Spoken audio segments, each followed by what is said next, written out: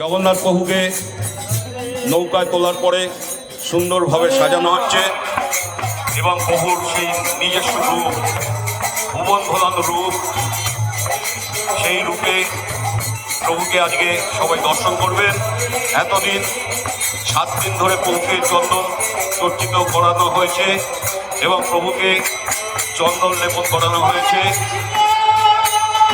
আজ প্রভুকে নিজস্ব রূপে প্রভুকে নিয়ে আজকের চন্দনযাত্রা।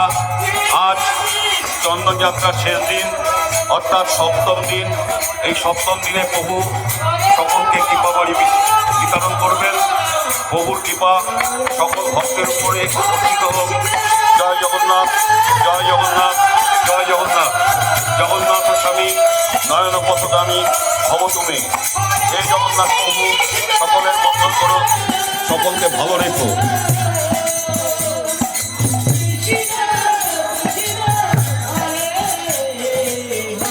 জগন্নাথ প্রভুকে সুন্দরভাবে সাজানো হচ্ছে।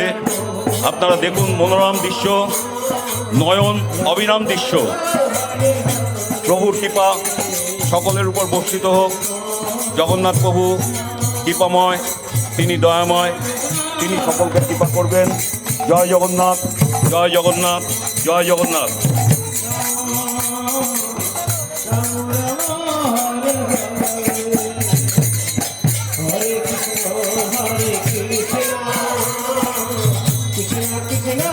জগন্নাথ স্বামী নয়ন পথগামী ভব তুমি। হে জগন্নাথ প্রভু, সকলের মঙ্গল করো, সকলকে ভালো রেখো। জয় জগন্নাথ, জয় জগন্নাথ, জয় জগন্নাথ।